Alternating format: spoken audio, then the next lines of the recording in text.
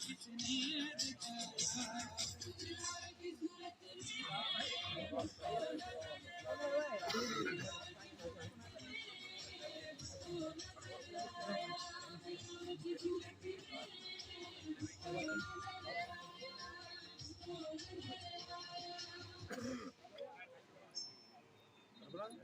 जी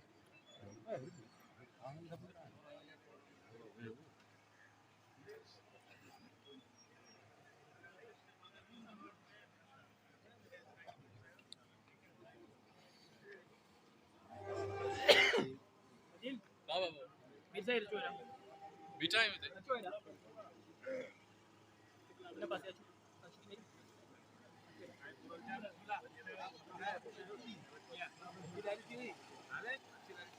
así por allá se llora y llora.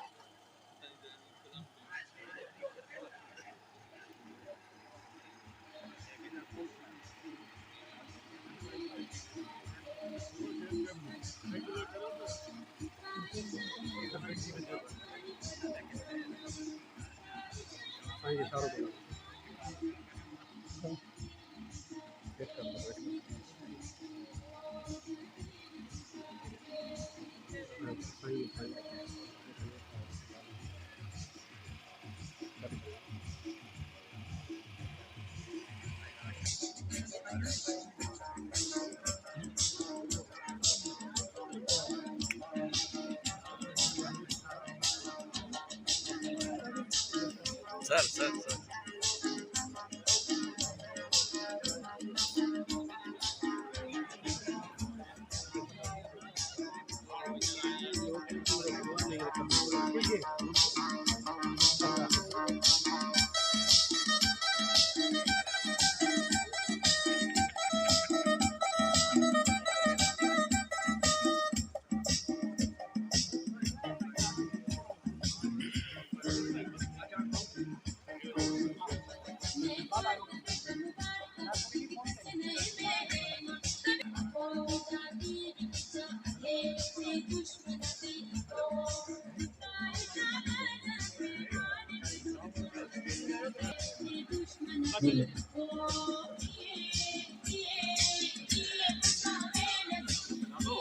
Acho sí.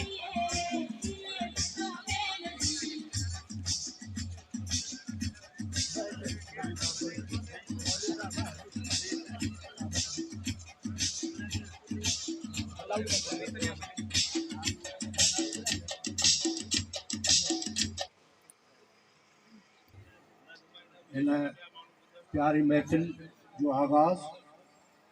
असां तिलावत कलाम पाक सां कंदासीं ऐं गुज़ारिश कंदुसि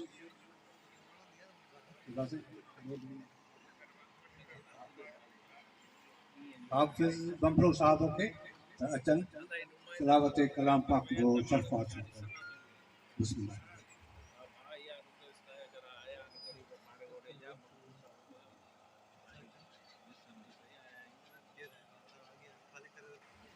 أعوذ بالله من الشيطان الرجيم بسم الله الرحمن الرحيم إنا أعطيناك الكوثر فصل لربك وانحر إن شانئك هو الأبتر آمنت بالله صدق الله العلي العظيم माशा अल्लाह। बिस्मिल्लाहिर्रहमानिर्रहीम। आऊं पंहिंजे लाइ वॾो एज़ाज़ थो सम्झां त साईं किबला सैयद शहाबुद्दीन शाह हुसैनी लफ़्ज़ ई कोन आहिनि हुकुम फरमायो अथनि त अव्हां अॼु असांजे तरफ़ां साईं जिन जे ख़िदमत में आजाणो पेश करियो। आउं त चवां थो त क़ाबिल एहतराम सैयद सादात ऐं जेके मुअज़्ज़ज़ हाज़रीन आहिनि सभिनी खे साईं सैयद शहाबुद्दीन शाह हुसैनी जे तरफ़ां वेलकम। अस्सलाम वालेकुम। थोड़ो फ्रेश वारा थोड़ो ये दिया जाओगे ना थोड़ा काबू थोरो पिंडाल ॾिसण में जे प्लीज थोरो कुझु हुन पासे कुझु बहाउद्दीन शाह हुसैनीअ ते